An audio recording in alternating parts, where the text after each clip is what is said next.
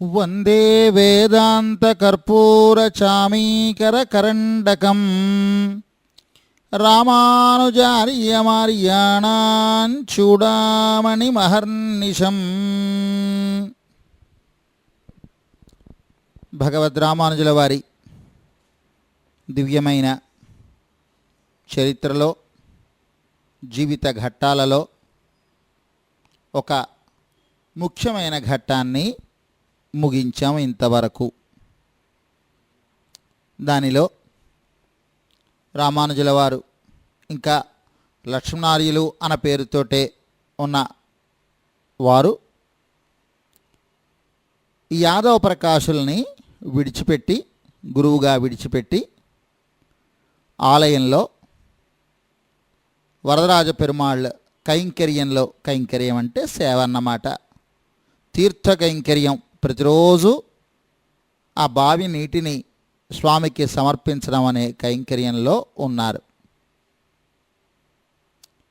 ఇక్కడ వీరిలా ఉండగా అక్కడ శ్రీరంగంలో యామునమునులు తనకి అవసాన దశ సమీపించింది అని గ్రహించారు. ఈ యామునమునులు కూడా గొప్ప ఆధ్యాత్మిక చింతనాపరులు. భగవంతుడిని తప్ప ఇంకొకరిని ఆయన మనస్సు తలవనే తలవదు. భగవంతుణ్ణి ఒక నిధిలా భావించిన వారు తాతగారి ఔన్నత్యాన్ని పుణికిపుచ్చుకున్నవారు వారు.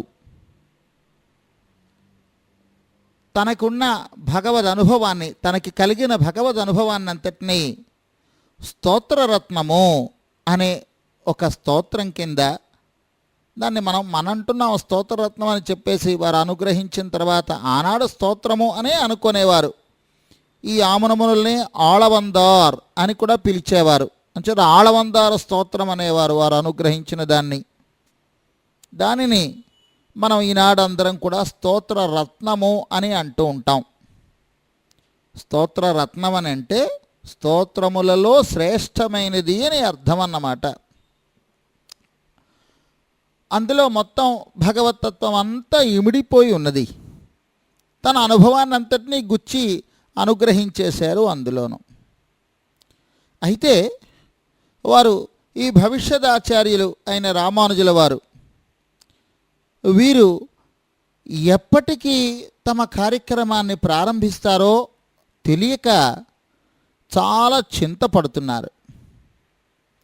అయ్యో, ఈయన వెళ్ళి యాదవ ప్రకాశుల వారి దగ్గర ఉండిపోయినారే అని ఒక ఒక ఒక చిన్న కొరత ఉన్నది ఈయన మనస్సులోను, ఈ యామునమునుల వారి మనస్సులోను. వారికి అవసాన దశ సమీపించేసరికి సరే లక్ష్మణార్యులతో ఒక మారు మాట్లాడదాం అని అనుకున్నారు. అనుకొని తన శిష్యులలో ప్రధానులైన వారిని కాంచీపురానికి పంపించారు. ఎలాగో అలా తీసుకుని రండి వారిని అని.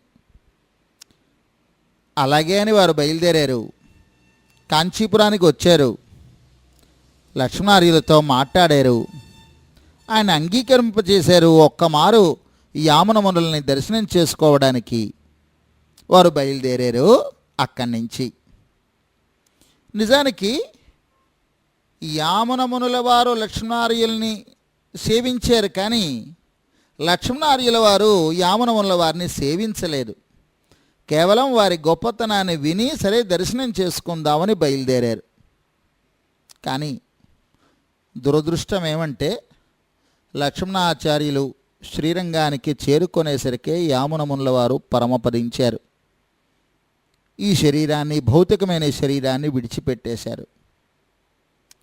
అయితే లక్ష్మణార్యులతో తాను చెప్పాలని అనుకుంటున్న 3 విషయాల్ని మాటిమాటికి తలుచుకునేవారు. ఆ అవసాన దశలో 3 విషయాలు చెప్పాలి, ఆ అబ్బాయి రాగానే 3 విషయాలు చెప్పాలి, ఆ అబ్బాయి రాగానే 3 విషయాలు చెప్పాలి అని అనుకుంటూ 1, 2, 3 ఇది విషయం, ఇది విషయం, ఇది విషయం అని చెప్పి ఆ చివరి దశలో ఆ లెక్క పెట్టుకుంటూ ఉండగా ప్రాణం పోయింది.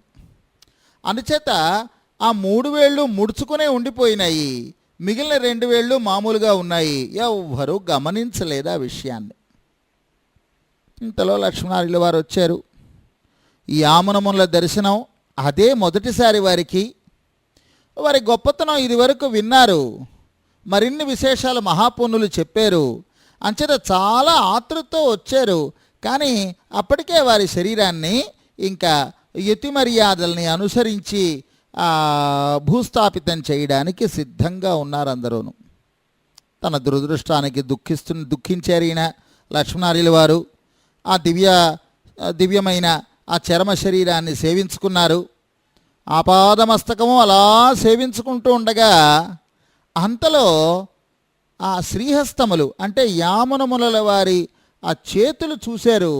ఆ చేతి వేళ్ళు మూడు ఇలా ముడుచుకో ఉండడం చూశారు. ఆ పక్కన ఉన్న వారిని ఆ చేతులు ఎందుకు అలా ముడుచుకో ఉన్నాయి అని అడిగారు. మాకు తెలియదన్నారు వారు. ఆ పక్కవారిని అడిగారు, వారు ఆ పక్కవారిని అడిగారు, వారు ఆ పక్కవారిని అడిగారు. మాకు తెలియదంటే మాకు తెలియదన్నారు అందరూ. లక్ష్మణార్యుల వారిని ప్రత్యేకించి పిలిపించారు కదా వీరు కాంచీపురం నుంచి యామునముల వారు.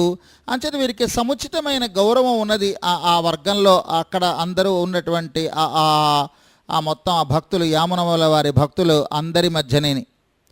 అనుచేత వీరు వారందరినీ కలిగి చూస్తూ ఈ లక్ష్మణార్యుల వారు యామునముల వారికి ఏమైనా తీరని కోరికలు ఉండేవా అని అడిగారు. వెంటనే అక్కడ ఉండే శిష్యవర్గం అందరూ కూడాను అవునండి, అవును, తీరని కోరికలు ఉండేవి అన్నారు. ఏమిటేమిటి అన్నారు ఈయన లక్ష్మణార్యుల వారు. అంటే వారు చెప్పారు, ఒకరి తర్వాత ఒకరు వారికి తెలిసినటువంటి తీరని కోరికలు చెప్పారు. బ్రహ్మసూత్రాలకి సరి అయిన వ్యాఖ్యానం వ్రాయాలి అని చెప్పి అనుకునేవారు. వ్యాస మహర్షి, పరాశర మహర్షి పేర్లు ఇద్దరికి పెట్టాలి అని అనుకునేవారు. భక్తి సిద్ధాంతం గొప్పతనము, శరణాగతి విశేషము ప్రచారం చెయ్యాలి అని అనుకునేవారు. ఇవి మూడు ఆ కోరికలు వారికి ఉండిపోయినవి అన్నారు. వెంటనే లక్ష్మణార్యుల వారు ఆయనకి ఏదో స్ఫురించినట్టయింది. ఏదో ఒక మెరుపులాగా ఆయన మస్తిష్కంలో మెదిలింది. వెంటనే ఆయన ఏమన్నారో తెలుసా లక్ష్మణార్యుల వారు? ఈ యామునముల ఆ చర్మ శరీరం దగ్గర నిలబడి బ్రహ్మసూత్రములకు సరి అయిన వ్యాఖ్యానాన్ని ఏర్పాటు చేస్తాను. వ్యాస మహర్షి, పరాశర మహర్షి అనే పేర్లు యోగ్యులైనటువంటి ఇద్దరికి పెడతాను. భక్తి సిద్ధాంతం గొప్పతనాన్ని, శరణాగతి విశేషాన్ని ప్రచారం చేస్తాను అని ప్రతిజ్ఞ చేసేశారు. అందరూ ఆశ్చర్యంగా వింటున్నారు. అంతలో ఆయన ఈ యామునముల శ్రీహస్తాల వైపు, చేతుల వైపు చూసేసరికి ఒక్కొక్క ప్రతిజ్ఞ చేస్తూ ఉంటే రామానుజుల వారు అంటే లక్ష్మణార్యుల వారు ఈ యామునములకి ఒక్కొక్క వేలు మామూలు స్థితికి వచ్చేసాయి. నిర్ఘాంతపోయినారు అందరూను. ప్రాణం పోయి అప్పటికే చాలాసేపు అయింది. ప్రాణం పోయిన శరీరానికి చేతి వేళ్ళు తమంత తము కదలడం అనేది చూసి అప్పుడు అనుకున్నారు, హో యామునముల వారికి లక్ష్మణార్యుల మీద ఉండే ప్రీతి, అలాగే ఈ లక్ష్మణార్యుల తాలూకు విశేషమైన ఆ శక్తి, ఈ రెండింటినీ గమనించారు అందరూను. సరే, చర్మ సంస్కారాలు పూర్తి అయిపోయినాయి యామునముల వారికి. లక్ష్మణార్యుల వారు తిరిగి కాంచీపురం బయలుదేరిపోయినారు. కానీ శ్రీరంగం రావడానికి ముందర రంగనాథుడిని సేవించుకోలేదు ఆయన. శ్రీరంగం రావడానికి ముందర ఆయనకి జీవిత లక్ష్యాలలో ఒక స్పష్టత లేదు. యామునములను సేవించుకుందు కోసమనే వచ్చారు, రంగనాథుడి దగ్గరికి వెళ్ళలేదు. జీవిత లక్ష్యానికి స్పష్టత లేకపోయింది. తిరిగి ఇప్పుడు కాంచీపురం తిరిగి చేరుకునే సమయానికి అక్కడ జరిగిన ఈ సంఘటన ఉన్నదే, బ్రహ్మసూత్ర వ్యాఖ్యానము, వ్యాసపరాశరుల తిరునామములు, అలాగే భక్తి సిద్ధాంతం గొప్పతనం వగైరాల గురించిన ప్రతిజ్ఞ చేశారే, దానితోటి ఈయనకి నా జీవిత లక్ష్యం ఇది, ఇంక నేను ఈ మార్గంగా పయనించవలసి ఉన్నది అని ఒక స్పష్టత వచ్చేసింది లక్ష్మణార్యుల వారికి.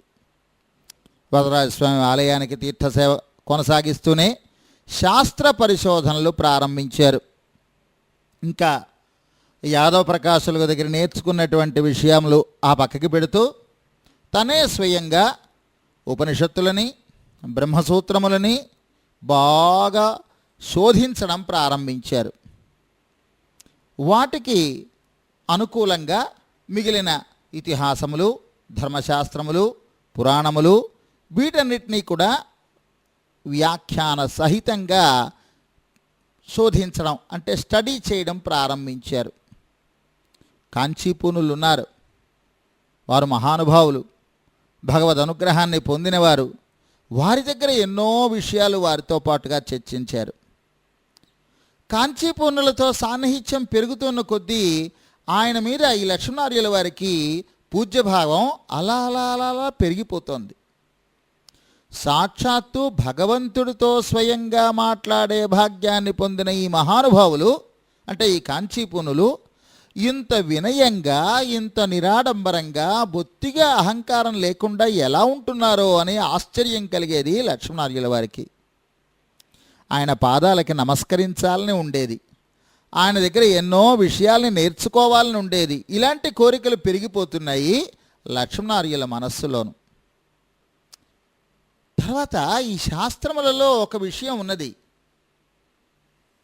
ఎవరైనా మహానుభావులు ప్రసాదాన్ని అంటే ఆహారాన్ని స్వీకరించిన తర్వాత దానిలో మిగిలినటువంటి దాన్ని ప్రసాదంగా స్వీకరిస్తే చాలా మంచిది, బుద్ధి వికసిస్తుంది, పరతత్వం సాక్షాత్కరిస్తుంది అని ఒక నమ్మకం.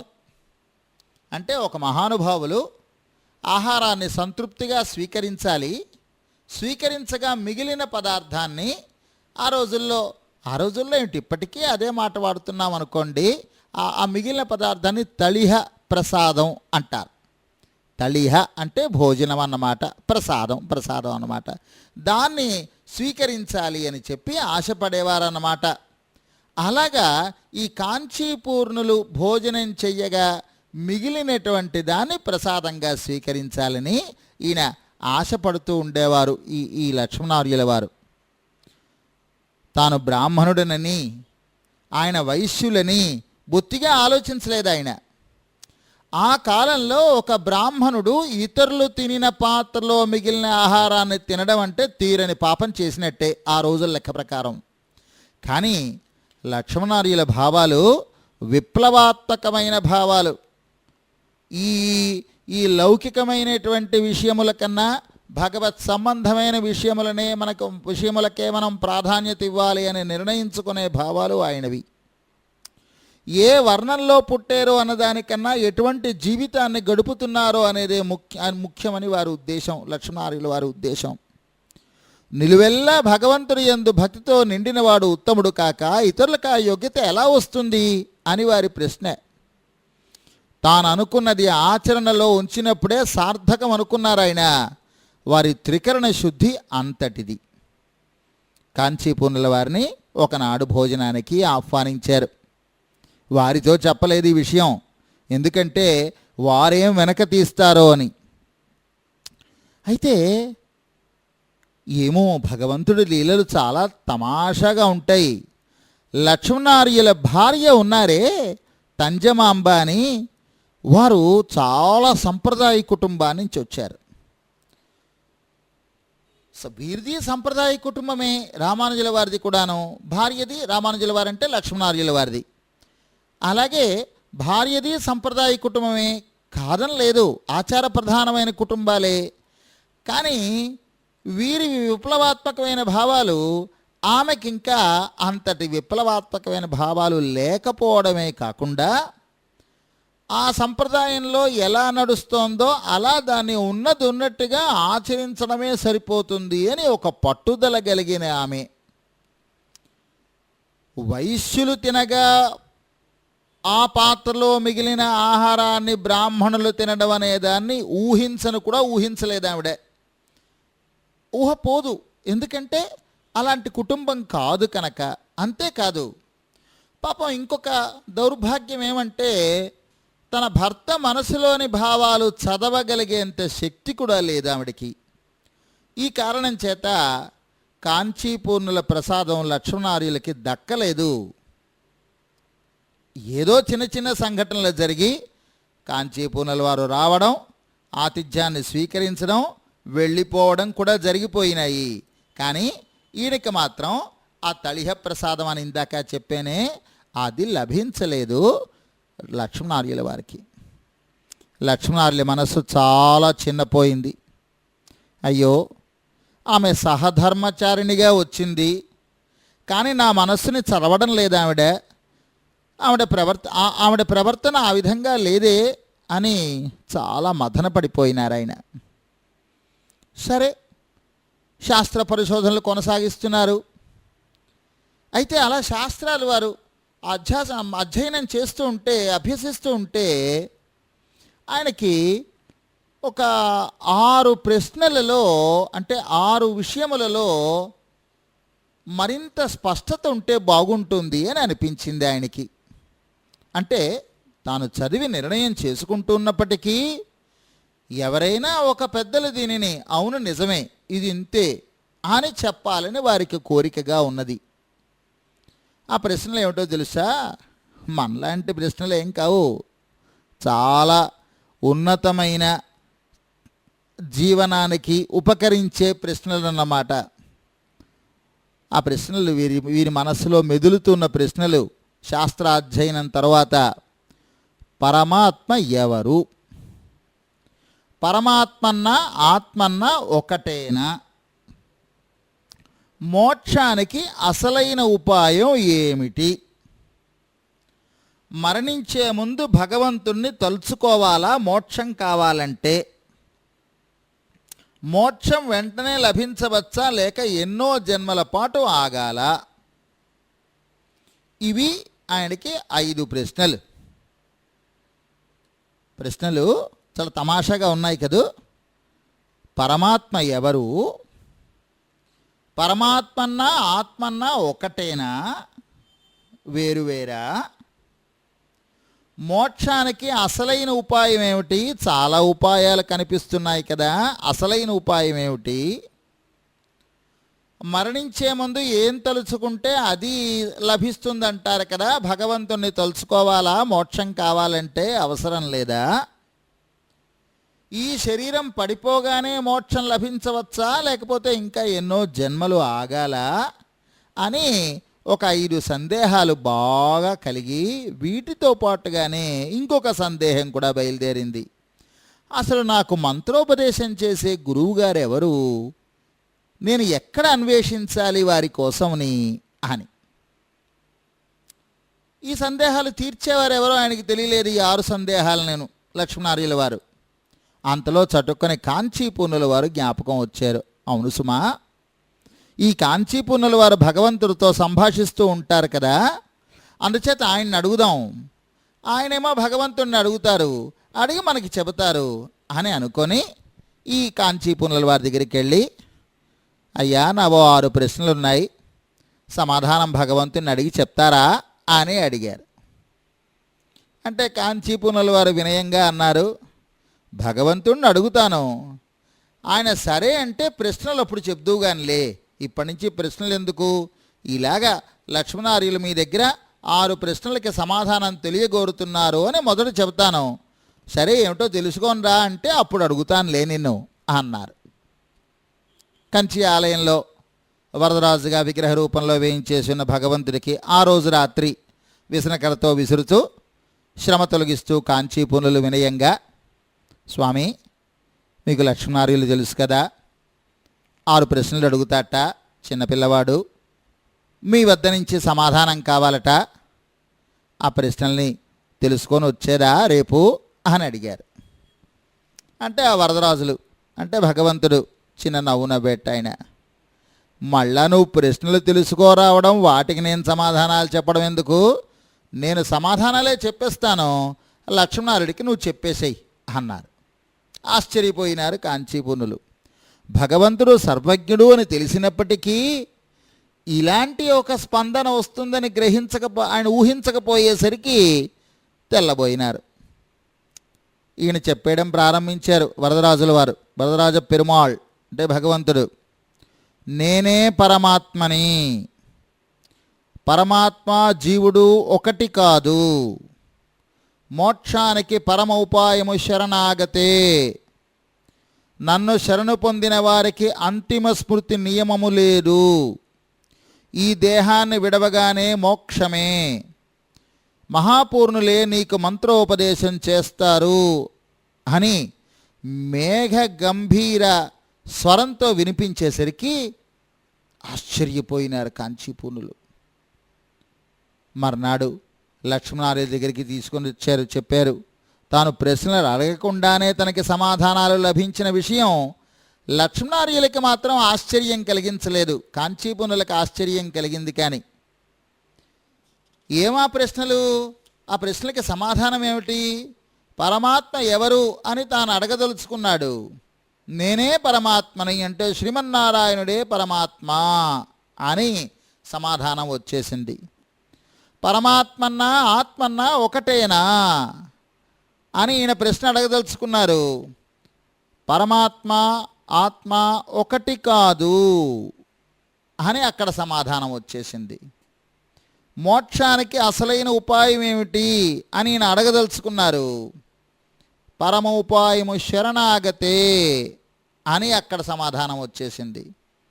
మరణించే ముందు భగవంతుణ్ణి తలుచుకోవాలా, మోక్షం కావాలంటే అని అడగదలుచుకున్నారు. నన్ను శరణు పొందిన వారికి ఆ నియమమేమీ లేదు అని సమాధానం వచ్చేసింది. మోక్షం వెంటనే లభించవచ్చా, చాలా జన్మల పాటు ఆగాల అని అడగదలుచుకున్నారు. ఈ దేహాన్ని విడవగానే మోక్షమే అని సమాధానం వచ్చేసింది. నాకు మంత్రోపదేశం చేసే గురువుగారెవరు అని అడగదలుచుకున్నారు. మహాపూర్ణులు అని సమాధానం వచ్చేసింది. భగవంతుడి సర్వజ్ఞత మీద సంపూర్ణమైన విశ్వాసంతో ఉన్న లక్ష్మణార్యుల వారు ఇంకా మంత్రోపదేశం కోసం మహాపూర్ణుల్ని ప్రార్థించడానికి శ్రీరంగం బయలుదేరారు. శ్రీరంగంలో ఉంటారు మహాపూర్ణులు. ఎవరో కాదు, మహాపూర్ణులు అంటే యామునమునుల శిష్యులే. అంచేత ఆ యామునమునుల శిష్యులైన మహాపూర్ణులని ఆయన ఆశ్రయించడానికి బయలుదేరారు శ్రీరంగం నుంచి. సరిగ్గా ఈయన కాంచీపురం నుంచి బయలుదేరిన రోజునే శ్రీరంగం నుంచి మహాపూర్ణులు బయలుదేరారు ఈ లక్ష్మణార్యుల వారిని కలుసుకుందామని. ఎందుకంటే ఆయన ప్రతిజ్ఞలు చేశారు కదా, ఆ చేసిన ప్రతిజ్ఞల తాలూకు తర్వాతి కొనసాగింపుకి వరదరాజ పెరుమాళ్ళని సేవించుకొని లక్ష్మణార్యులతో చర్చిద్దామని ఆయన అక్కడ బయలుదేరారు. ఈయన ఇటు నుంచి బయలుదేరారు శ్రీరంగం, ఆయన అటు నుంచి కాంచీపురం బయలుదేరారు. మధ్యలో మధురాంతకం అని ఒక పట్టణం వస్తుంది, ఇప్పటికీ ఉన్నది మధురాంతకం అనే పట్టణం. అక్కడ ఇద్దరు విశ్రమించారు. ఒకరినొకరు చూసుకున్నారు, ఆశ్చర్యపోయినారు. పరస్పరం కుశల ప్రశ్నలైనాయి. అప్పుడు ఈయన ఈ లక్ష్మణార్యుల వారు ఆయనకి దాసోహం సమర్పించి తనకి మంత్రోపదేశం చెయ్యమని అడిగారు. అంటే ఈయన మహాపూర్ణులు అలాగేనయ్యా పద కాంచీపురంలో చేస్తానులే అన్నారు. ఒప్పుకోలేదు ఈయన. ఈ లక్ష్మణార్యుల వారు శరీరం క్షణభంగురం స్వామి, వాయిదా వేయవద్దు, కాంచీపురం వెళ్ళే వరకు కూడా నాకు ఈ కోరిక ఉంటుందో లేదో తెలియదు, శరీరం ఉంటుందో లేదో తెలియదు, అందుచేత వెంటనే ఇక్కడే నాకు మంత్రోపదేశాన్ని చేసేయండి అనగానే సరే అని ఆ ప్రక్రియనంతటినీ ప్రారంభించేశారు మహాపూర్ణుల వారు. మంత్రోపదేశం అంటే అదొక సంస్కారం అన్నమాట. సంస్కారం అంటే చూడండి చెప్తాను. మనకి ఆకలి వేస్తూ ఉంటుంది. ఆకలి వేస్తే ఏం చేస్తాం మనం? అన్నం తింటాం, అంతే కదా. ఆకలి తీర్చుకోవాలంటే బియ్యాన్ని అలా తినేయకూడదు, దాన్ని కడిగి ఉడికించి అన్నంగా మార్చుకొని తినాలి. అంటే బియ్యాన్ని సంస్కరించాలన్నమాట. అప్పుడే అది ఆకలి తీర్చగలదు. ఉత్తి బియ్యం తినేసామనుకోండి కడుపు నొప్పి వస్తుంది, ఆకలి తీరదు. కానీ అదే అన్నం తిన్నామనుకోండి చక్కగా ఆకలి తీరుతుంది. ఏ పని చేస్తే ఏ వస్తువు మనకి ఉపయోగపడవలసిన విధంగా ఉపయోగపడుతుందో దాన్ని సంస్కారం అని అంటారు. అలాగే మన ఈ ఆత్మ వస్తువు ఉంది చూసారా, ఈ ఆత్మ ఇది భగవంతుడి సేవలో వినియోగపడడానికి చేసే ఒకానొక సంస్కారమే మంత్రోపదేశం అంటారు. అంటే బియ్యాన్ని అన్నంగా మార్చడానికి మధ్యలో కడగడం ఉడకడం అనేటువంటి 2 సంస్కారాలు ఎలా ఉంటాయో అలాగే ఈ ఆత్మ వస్తువు భగవంతుడి సేవలో శాశ్వతంగా వినియోగపడాలంటే మంత్రోపదేశం అనే సంస్కారం జరగాలి. అలాంటి ఆ మంత్రోపదేశం అనే సంస్కారానికి ముందు మరికొన్ని సంస్కారాలు జరగాలి. మొత్తం 5 సంస్కారాలు అన్నమాట జరగవలసినవి. మొదటి 3 సంస్కారాలు మంత్రోపదేశం అనే సంస్కారానికి యోగ్యత కల్పిస్తాయి. ఆ సంస్కారం 5వ దానికి యోగ్యత కల్పిస్తుంది. మొత్తం 5 సంస్కారాలు. దీన్నే ఈనాటి కాలంలో బాగా అందరూ ప్రసిద్ధంగా సమాశ్రయణము అని అంటూ ఉంటారు. మహాపూర్ణుల వారు మధురాంతకంలో వైదిక పద్ధతిలో శాస్త్ర అనుగుణంగా లక్ష్మణార్యుల వారికి 5 సంస్కారాలు కటాక్షించారు. దానిలోనే 4వ సంస్కారంగా మంత్ర ఉపదేశం కాస్త జరిగిపోయిందన్నమాట. ఇద్దరూ కలిసి కాంచీపురం చేరుకున్నారు. యామున మునులు తమకి ఏ ఏ వేదాంత రహస్యాలని అందించారో వాటన్నిటినీ మహాపూర్ణుల వారు లక్ష్మణార్యులకి తెలియపరచడం ప్రారంభించారు. ఇదివరకు కాంచీపూర్ణుల వారి దగ్గర కూర్చొని శాస్త్ర చర్చలు చేస్తూ ఉండేవారు ఈ లక్ష్మణార్యులు. ఇప్పుడు మహాపూర్ణుల వారి దగ్గర అధ్యయనం అంటే గురువు గారి దగ్గర ఉపదేశాన్ని శాస్త్ర విషయాల్ని నేర్చుకోవడం ప్రారంభించారు. భగవంతుడి సంకల్పం చాలా విచిత్రంగా ఉంటూ ఉంటుంది. ఒక్కొక్కసారి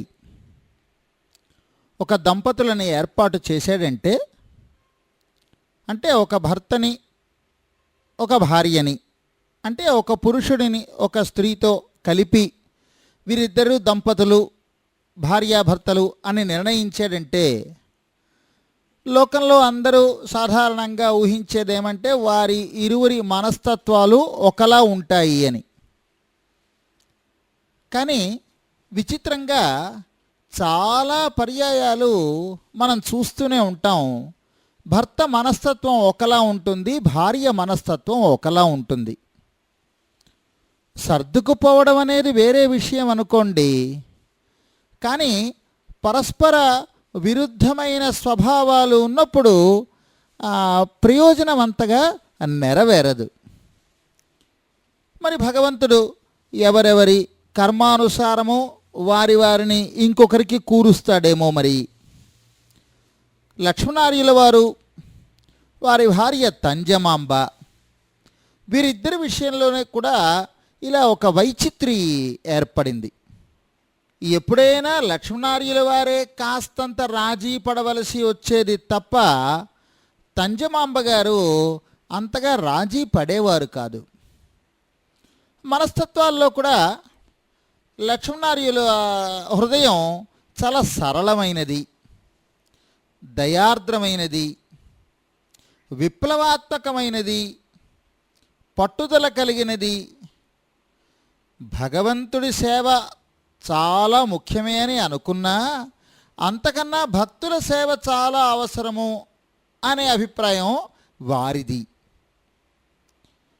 తంజమాంబ గారిది వారిది సాంప్రదాయకమైన బ్రాహ్మణ వైష్ణవ కుటుంబమే. మడి తడి ఆచారం అలాగే భగవదారాధన ఇవన్నీ కూడా ఉన్నవే. కానీ భగవదారాధన భగవద్భక్తుల ఆరాధనల కన్నా మడి తడి ఆచారాలని పాటించడంలో ఆవిడికి మక్కువ ఎక్కువ. అందుచేత నిద్ర లేచిన దగ్గర నుంచి రాత్రి మరల నిద్రపోయే వరకు కూడా ఆమె ఆలోచనలన్నీ కూడా పద్ధతిగా అన్నీ జరుగుతున్నాయా లేదా, ఆచార వ్యవహారాలు నడుపుతున్నామా లేదా, ఇదే తప్ప అంతకు మించినటువంటి దానికి ఆమె మనస్సు పోలేదు. అదేమీ తప్పని కాదు, కానీ అంతే, ఆమె తన వంశంలో వచ్చిన ఆచారాన్ని పాటించడమే ప్రధానంగా ఎంచుకున్నారు ఆమె. లక్ష్మీనారాయణ వారి యందు తంజమాంబకి అపరిమితమైన ప్రేమాభిమానాలు ఉన్నాయి. కానీ ఆయన మనస్సుకి అనుకూలంగా తన ప్రవర్తనని ఎలా మార్చుకోవాలో తెలియని ఒక అమాయకత్వం కూడా ఉన్నది పాపం ఆమెలో. సగటు గృహిణి. లోకంలో చాలా మంది గృహిణులకి భర్తని ప్రేమించడం తెలుసు తప్పితే భర్తకి అనుకూలంగా వ్యవహరించడం అనేది తెలియదు. లక్ష్మీనారాయణ వారు చాలా సర్దుకున్నారు. అయినప్పటికీ కూడా విభేదాలని అనడానికి వీల్లేదు. కానీ ఎలాగైనా ఒక తేడా ఆ దాంపత్యంలో అంతర్లీనంగా నడుస్తూనే ఉన్నది. భర్త మేధాశక్తిని, పాండిత్యాన్ని, గాంభీర్యంతో కూడిన రూపాన్ని ఆయన పరిచయస్తులందరూ గ్రహించి ఆశ్చర్యపడుతూ ఉంటే, ఆహా, అంతటి వాడు నా భర్త అని గర్వించవలసిన స్థితి తంజమాంబ గారిది. కానీ ఆమె అంతటి వాడు తన భర్త అని గర్వించడం కన్నా మా వంశము చాలా గొప్పదే, మా ఆచార వ్యవహారాలు చాలా గొప్పవే, వాటిని నేను పాటిస్తున్నాను అనే భావనే అధికంగా ఉండేది ఆమెలో. ఆమెలోనూ దోషమెంచలేము, ఆయనలోనూ దోషమెంచలేము. ఆమె పెరిగిన వాతావరణం ఆమెకి కలిగించిన ఆత్మవిశ్వాసపు పాళ్ళని కాస్త అధికం చేసింది. లక్ష్మీనారాయణ మానసికమైన స్థితి, భగవంతుడి అనుగ్రహం ఆయన మీద ఉండడం, ఈ రెండూ కూడా ఆయన ఆత్మవిశ్వాసపు పాళ్ళని అధికం చేసాయి.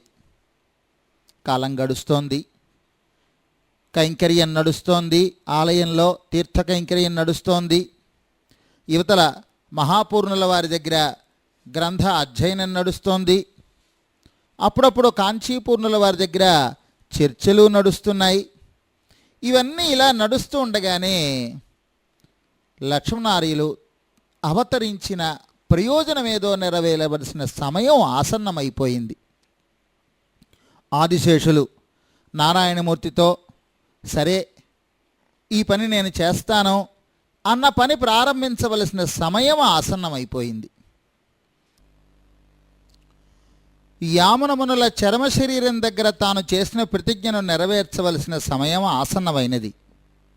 ఇక గృహస్థుగా కొనసాగడం ముగించాలని అర్థమైంది లక్ష్మీనారాయణ వారికి.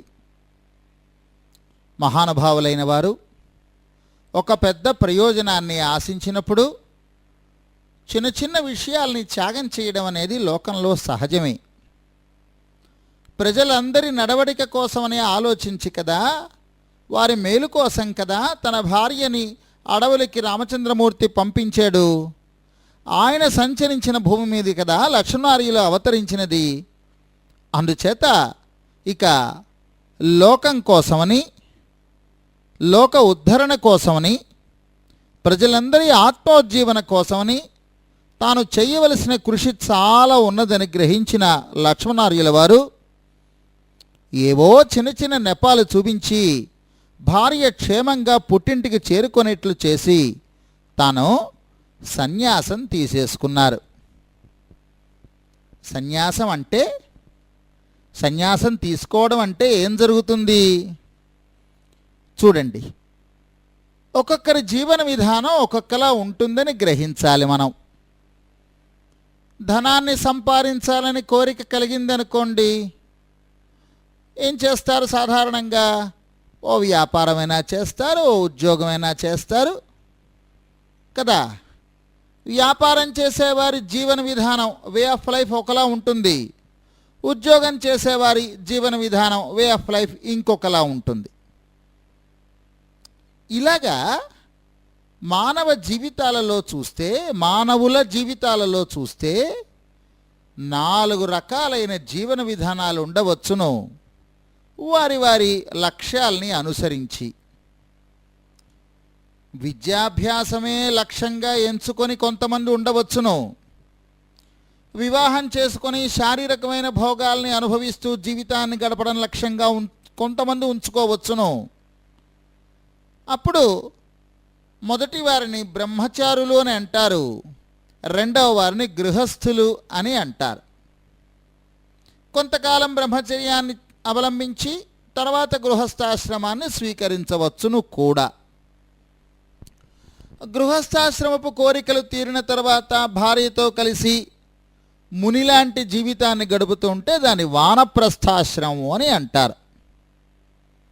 ఇవన్నీ కాకుండా ఇతరుల కోసమనే, ఇతరుల ఉజ్జీవనం కోసమనే తన జీవితాన్ని ధారపోయదలుచుకుంటే దానిని సన్యాసాశ్రమము అని అంటారు. ఇవి నాలుగు రకాలైన జీవన విధానాలు. ఎక్కువ తక్కువల మాట పక్కకు ఉంచండి.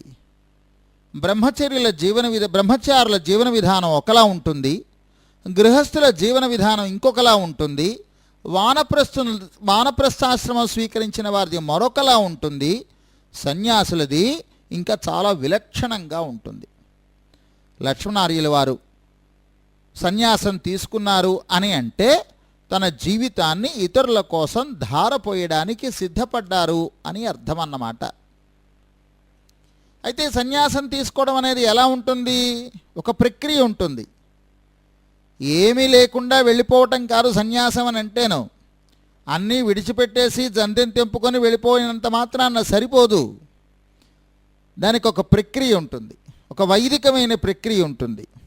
వివాహం చేసుకోవడానికి ఎలాగైతే ఒక ప్రక్రియ ఉంటుందో, ఉపనయనం చేసుకోవడానికి ఎలాగైతే ఒక ప్రక్రియ ఉంటుందో, అలాగే వానప్రస్థాశ్రమానికి ఒక ప్రక్రియ ఉంటుంది, సన్యాసం తీసుకునే వారికి ఒక ప్రక్రియ ఉంటుంది. మిగిలిన వారి వస్త్రధారణకి ఏమీ నియమం లేదు, కానీ సన్యాసం తీసుకునేవారు మాత్రం జీవితాంతం కాషాయ వస్త్రాలనే ధరించాలి అని నియమం. త్యాగానికి కాషాయం గుర్తు. అంటే ఇదిగో ఈ కాషాయం ధరించినటువంటి వారిని చూడగానే ఇదిగో వీరు లోకం కోసమనే ఉన్నారు తప్పితే తమ స్వార్థం కోసం లేరు అని అల్లంత దూరంలోనే గ్రహించగలగాలి. అంతేకాదు, వైదిక పద్ధతిలో సన్యాసాన్ని స్వీకరించేవారి ప్రతి వారి చేతిలోనూ ఒక దండం ఉండాలి. మీరు పాతకాలపు ఫోటోలు చూసే ఉంటారు. ఆచార్య శంకర భగవత్పాదులు అంటారే, వారి చేతిలో దండం ఉంటుంది చూడండి. అలాగే రామానుజుల వారి ఫోటోలు చూసి ఉంటారు, పాతవి చిత్రాలు, వారి చేతిలో ఒక దండం ఉంటుంది చూడండి. దాన్ని దండం అంటారు, చేతిలో ఒక దాన్ని ధరించి ఉంటారు. ఈ సన్యాసం తీసుకునేటువంటి వారు ఎలాంటి దండాన్ని స్వీకరించాలి అన్న దానిలో కొన్ని ధర్మశాస్త్రాలు ఏకదండం అని చెప్పారు, చాలా ధర్మశాస్త్రాలు త్రిదండం అని చెప్పారు. త్రిదండం అంటే 3 దండముల కలయిక అని అర్థం. లక్ష్మణార్యుల వారు త్రిదండమే స్వీకరించారు. త్రిదండం అంటే అది విష్ణు స్వరూపం అని గ్రహించాలి. ఇప్పుడు ఆలయాల్లోనూ మూల విరాట్ ఉంటారు చూసారా, ఆయన ఎక్కడికి కదలరు, అక్కడే ఉంటారు. ఉత్సవమూర్తులని ఉంటారు, వారు ఆయా సమయాల్లో బయటికి వేయించేసి మళ్ళీ లోపలికి వస్తూ ఉంటారు. అలా మూల విరాట్కి ఉత్సవమూర్తులకి కూడా ప్రతిష్ట అని ఒకటి జరుగుతుంది. వారందరూ కూడా విష్ణుమూర్తులు, విష్ణు స్వరూపాలే కదా, అంటే నారాయణ స్వరూపాలే కదా. స్వరూపం కాదు నిజానికి, అక్కడ నారాయణమూర్తి దివ్యమంగళ విగ్రహాలే అని అనాలి. అయితే శిలతోటో లోహములతోటో సాధారణంగా తయారు చేయబడి ఉంటాయి. ఈ త్రిదండం అన్నాను చూసారా, ఇది కూడా ఆ మూల విరాట్టు, ఆ ఉత్సవమూర్తి ఎలాగో అలాగే వెదురు కర్రతో తయారు చేయబడినటువంటి ఒకానొక విష్ణు స్వరూపమే అన్నమాట. చాలా పవిత్రమైనది. ఆలయంలో మూల విరాట్టుకి ఉత్సవమూర్తులకి వారిని దర్శనం చేసుకోగానే ఎలాగైతే దాసోహం పెడతామో, అంటే దండం పెడతామో, సాష్టాంగ నమస్కారం చేస్తామో, అలాగే ఈ త్రిదండానికి కూడా నమస్కారం చేయాలన్నమాట. దానికి చివరిని జలపవిత్రం అనే పేరున్న తెల్లటి వస్త్రాన్ని బంధిస్తారు. సామాన్యులందరూ కూడా ఏమిటండి ఆ జెండా అని అడుగుతూ ఉంటారు. ఈ త్రిదండాన్ని తమ నిత్యకర్మలలో ప్రతిరోజు ఇంచుమించు అడుగడుగునా అనుకోండి ఉపయోగిస్తూ ఉండాలి కనుక దానిని ఎప్పుడూ విడిచిపెట్టకుండా చేతిలో ధరించి ఉంటారు ఈ యతులందరూ కూడా అన్నమాట. లక్ష్మణార్యుల వారు స్వీకరించిన త్రిదండం ఆనాడట వేదాంత సామ్రాజ్య విజయ దండంలా భాషించిందట ఆ ఆశ్రమ స్వీకార సమయంలో ఉన్నవారందరికీ కూడా. ఆ వైదిక ప్రక్రియ పూర్తి అయిన తర్వాత త్రిదండాన్ని స్వీకరించి కాషాయాన్ని ధరించి ఇంకా మిగిలినటువంటి ఉపకరణములన్నింటినీ కూడా స్వీకరించిన తర్వాత 3 పర్యాయాలు గట్టిగా ఉచ్చరించాలి. ఎవరైతే సన్యాసాన్ని స్వీకరిస్తున్నారో వారు ఏమని, సన్యస్తమ్మయ సన్యస్తమ్మయ సన్యస్తమ్మయ అని ఒకదానికన్నా ఒకసారి కన్నా ఇంకొకసారి గట్టిగా అంటూ ఉచ్చరించాలన్నమాట. ఆ ఉచ్చారణతోటి అంటే సన్యస్తమయ అంటే నేను సన్యసిస్తున్నాను అని అనడంతో వారు యతులైపోతారు. ఇక లక్ష్మణార్యుల వారు ఎప్పుడైతే సన్యస్తమయ అని 3 పర్యాయాలు ఉచ్చరించారో ఇంకా వారు లక్ష్మణార్యులు యతులైపోయినారు కాదట, యతిరాజులైనారట. అదెలా అంటారా? కాషాయాన్ని ధరించారు, త్రిదండాన్ని స్వీకరించారు, సన్యస్తమయ అని చెప్పేశారు. వెంటనే భగవంతుని దర్శించుకోవాలని వరదరాజ పెరుమాళ్ కాంచీపురంలో ఆ స్వామి దర్శనం కోసమని లోపలికి వేయించేశారు. కాంచీపూర్ణుల పక్కనే ఉన్నారు, వారితో సహా వచ్చారు లోపలికి. భగవంతుడైన వరదరాజుల్ని సేవించుకున్నారు. వెంటనే అర్చకముఖంగా అంటే అర్చకుల ద్వారా ఆ వరదరాజుల వారు లక్ష్మణార్యుల్ని చాలా గౌరవించి, ఇక నుండి మీ నామధేయం మారుస్తున్నామండి, మేము మిమ్మల్ని ఇంకా అందరూ రామానుజులు అని పిలుస్తారు, మీరు యతిరాజులై భాషించెదురుగాక అని ఆజ్ఞ ఇచ్చారు. చుట్టూ ఉన్న వారందరూ జయ జయధ్వానాలు చేశారు. ఆ జయ జయధ్వానాలు వింటూ భగవంతుని ముఖం వికసించింది. సాక్షాత్తు భగవంతుడి చేతే సన్మానించబడిన మహానుభావులైన రామానుజుల వారిని రామానుజులు అని అనకుండా భగవద్ రామానుజులు అని అనడం ప్రారంభించారు. లోకోద్ధరణకి కంకణం కట్టుకున్నారు. ఆ క్షణం నుంచి మన అందరి ఉజ్జీవనానికి నాంది పడింది ఆ క్షణంలో అన్నమాట. ఇంకా మిగిలిన కథని క్రమంగా కొనసాగిద్దాం. స్వస్తి.